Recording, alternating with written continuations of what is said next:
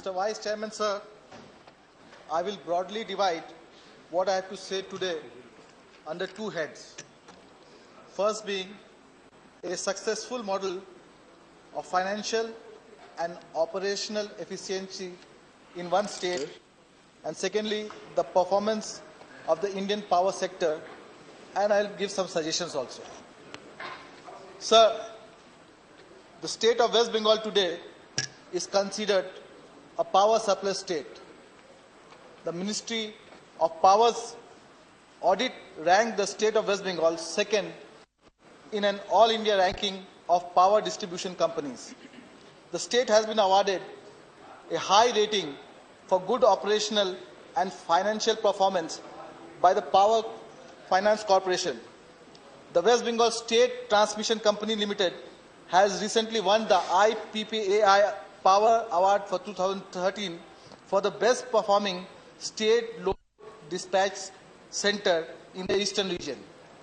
The State Transmission Company was also adjudged the best performing transmission company in India at the Powerline Awards 2012. Generation, I'll come to the point of generation. The West Bengal has a total installed capacity of 5,579 megawatt.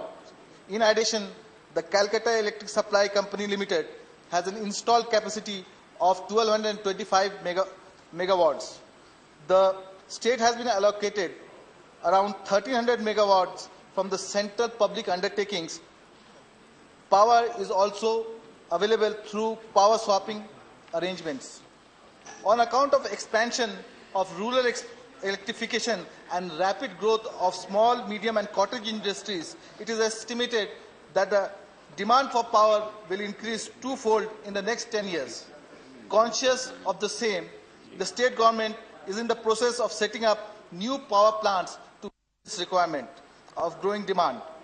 3 projects at Sagardigi and Bandel will be commissioned within the coming year, and 12 new projects have been planned in the long term.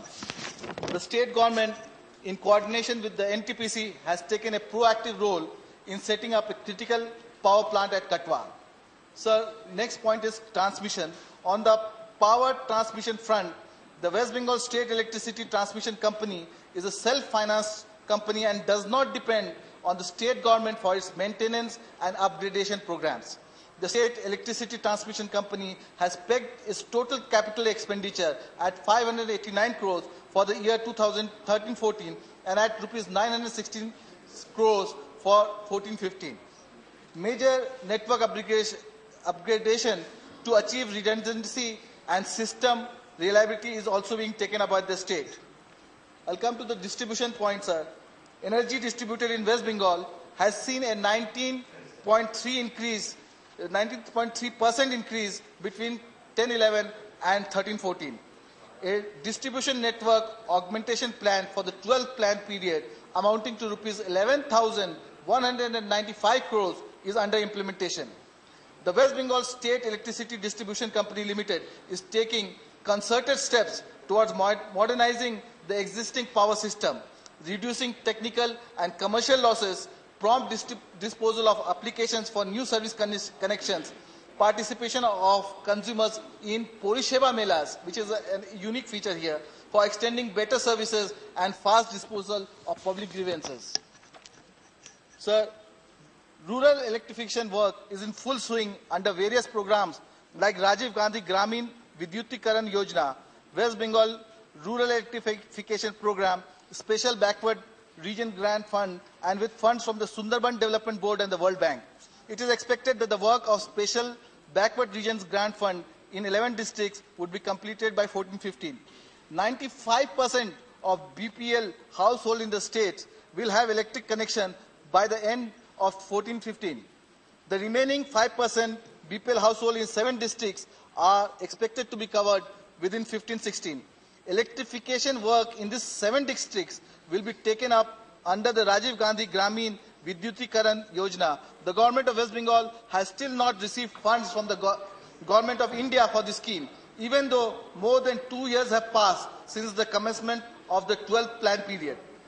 Sir, the state government has been proactive in leveraging renewable resources of energy, the West Bengal Electricity Regulatory Commission has fixed renewable purchase obligations for distribution utilities at 4% of the total quantum of distributed electricity during 13-14, which will increase to 10% of total consumption in 5 years. New Town Rajarhat area under the jurisdiction of New Town Kolkata Development Authority has been declared a solar city with the objective of consuming 10% of its electricity from renewable sources and for adopting energy efficiency measures. The government is in the process of institutionalizing incentives for promoting renewable energy sources. A 10% deduction shall be available in building plan, sanction cost, and property tax for buildings that install rooftop solar power plants in the New Town Kolkata Development Authority area. Howrah Municipal Corporation and Madhyamgram Municipality are also in the process of implementing a solar city program.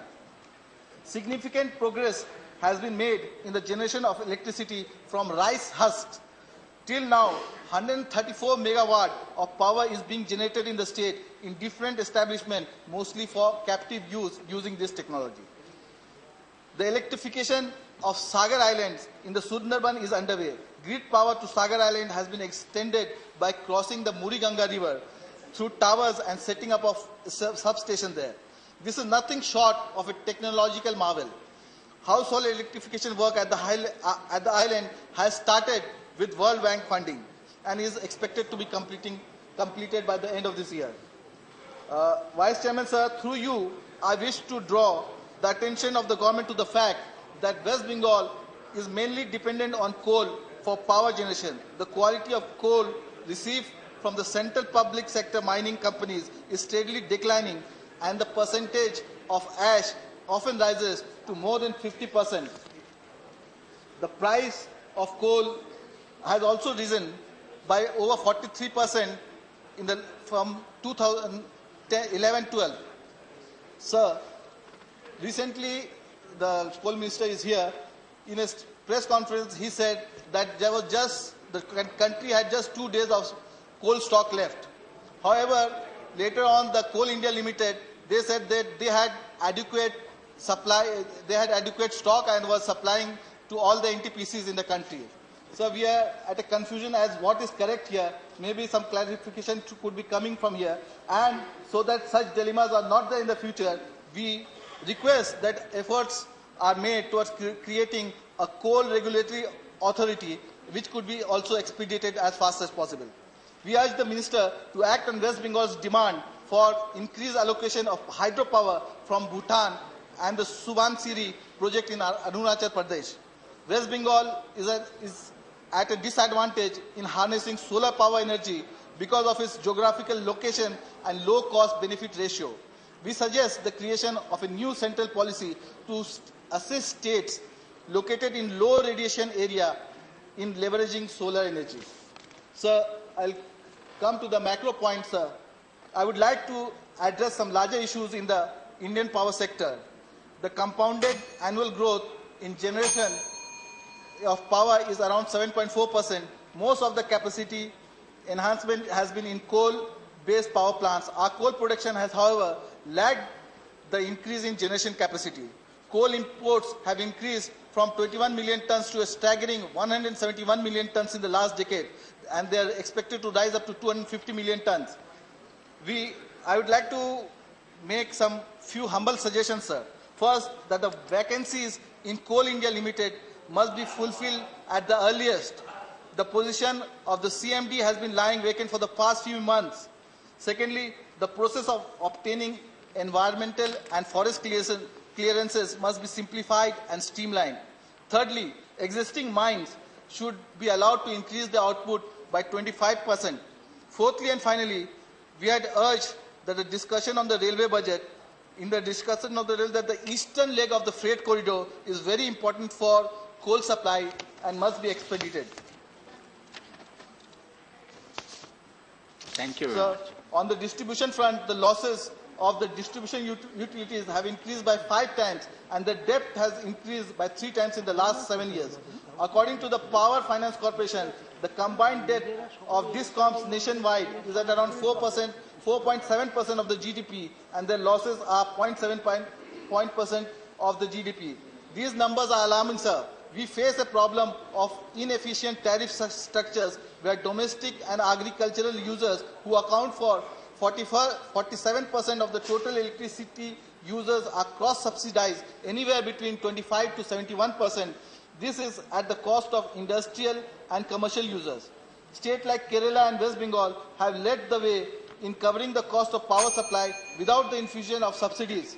Sir, I'll just take 1 minute, sir. Okay. The implementation of this restructured, accelerated power development and reform program has fallen behind targets due to delays in implementation of IT and data management reforms.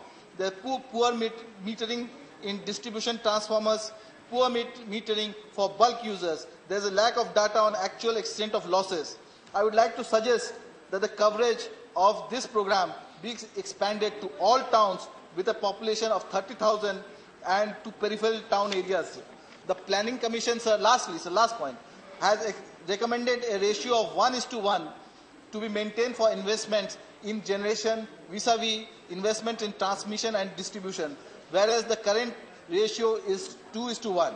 We need increased investment in this, sir. I would like to advise the Minister against, sir, falling prey to the FDI bandwagon in this regard, as we would like to augment domestic investments in this regard, sir. Thank you very much. Thank you.